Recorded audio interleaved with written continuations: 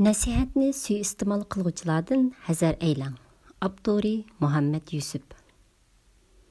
Zamanımızda erkek yoki kishi ekanligini bilgil bo'lmaydigan, dadisi qo'ygan o'z ismi bilan o'ttirg'i chiqishga jur'ati bo'lmagan nomsiz to'r qahramonlari ko'payib ketgan bo'lib, ularning asosli dardi dinga va millatga oz-to'l xizmat qilib ko'z ko'ringan shaxslarni bir tarafdan so'kish orqali xalqning nazaridan tushirish bo'lsa, yana bir tarafdan ularni raddiyalar bilan mashg'ul qilish orqali qilayotgan ishidan to'sib qo'yish yoki hech bo'lmaganda ularning kayfiyatini buzib, ruhidagi suzuklikni buzishdir.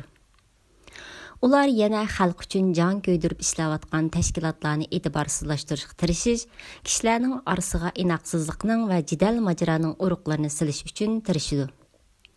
Afsuski, bundaq buzg'unchilarni tutay desangiz sipi yo'q, chaqiray desangiz ismi yo'q. Mundaqlar Uyg'urcha so'zlaydigan Xitoylarmi yoki g'arazlik ish qilayotgan hasadxo'rlarmi va yoki psixik kasallarmi bilgil bo'lmaydi. Ish qilib ularda yaxshi niyatning yo'qligi aniq. Chunki qandaqli bir xatolikni tuzatgisi kelgan odam shu shaxsning o'zi bilan aloqalashib, masalani o'ziga yetkazdi. Mana bu islom axloqi va payg'ambarimizning go'zal uslubidir. Bundaq qilishning qarshi tarafni qoyil qilish va masalani hal qilish nisbati alohida yuqori bo'ldi. Men nurg'un qarindoshlar bilan shundoq qilman. Ba'zida ular menga nasihat qildi yoki xatoliklarimni o'zimga ko'rsatib qo'ydi. Darhol tuzdiman va uningga chin ko'nglimdan rahmat aytaman. Ba'zida men ularning xatoligini o'zigili ko'rsatib qo'yman, tuzitib oldi va rahmat aytdi. Bu munosabat bilan qarindoshligimiz, do'stligimiz va hamkorligimiz bir baldoq yuqori ko'tarildi. Zamanımızda islom axloqidan nisbisi bo'lmagan ba'zi nomsiz yoki nomliq to'r qahramonlari o'zlarida azroq bo'lsa-mu Alloh taolodan qo'rqish tuyg'usi bo'lmaganligi uchun og'ziga kelganini so'zlaydi va yozadi. Ular Uyg'urlarning arasidan chiqqan o'limalarning, ziyolilarning va siyosiyonlarning so'zlariga yoki yozmalariga adabsizlarcha qo'shiq silishdan va ularni so'kishdan tap tortmaydi. Ular bundaq qilish orqali o'zini shularga tang qilib ko'rsatgisi kelamdi yoki boshqa g'arazi bormi va shunday qilishga moyillik ishlamdi. Bu tarafi toza aniq emas.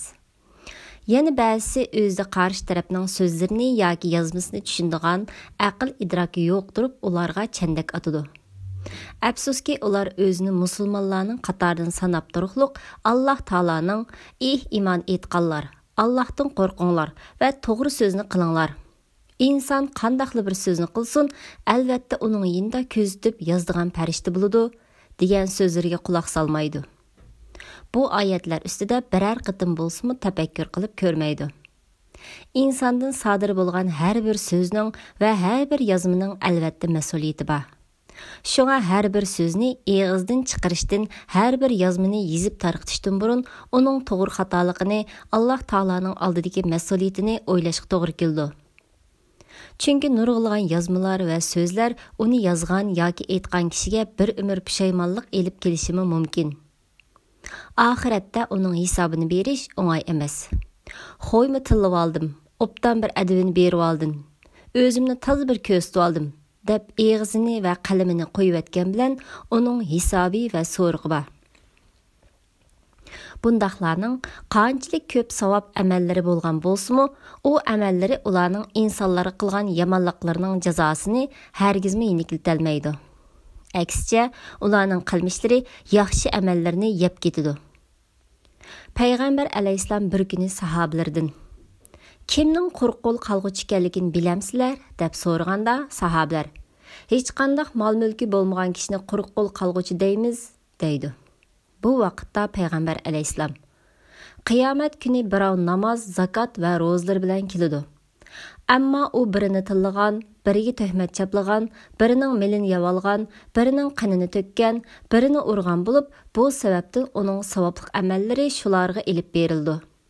Uning savoblari tugab qolsa, ularning gunohlari uningga ortildi. Ondan u do'zaxga tashlandi. Mana bu mening ummatimning qo'rqo'l qalg'uchisidir degan. Nasihatni qanday qilish kerak?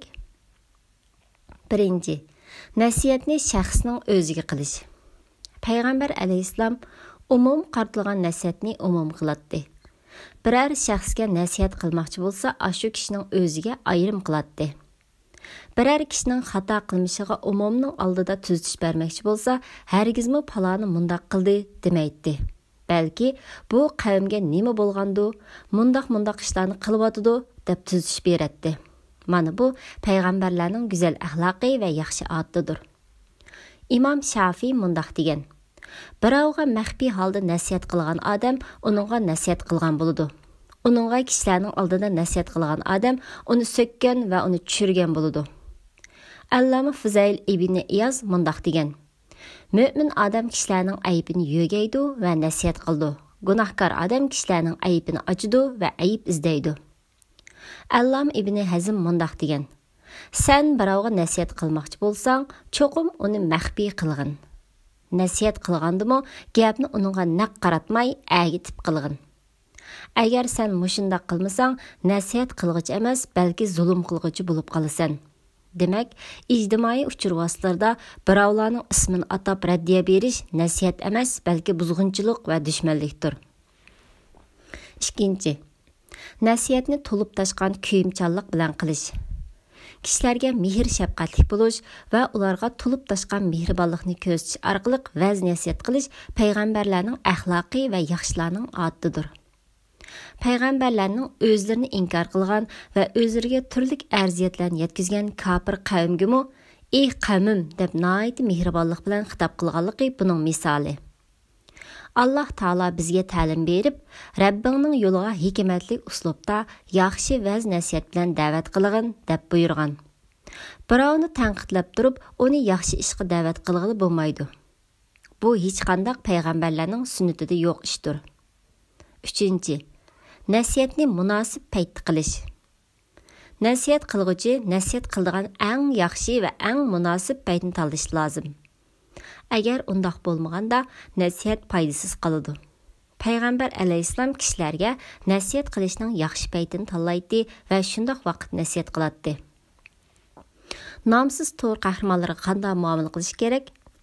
İslam dunyosidagi har millat o'limalarining va donolarining nomsiz to'r qahramonlariga qanday muomala qilish haqidagi chora-tadbirlari asosan o'xshib ketadi ekan. Ularning mundaqlardan tatqan arziyatlari oz emas ekan. Chunki bizning millatdagi illatlar ulardan bor ekan. Turk va arab o'limalarining bu vaqtdagi tavsiyalarini o'qib chiqdim.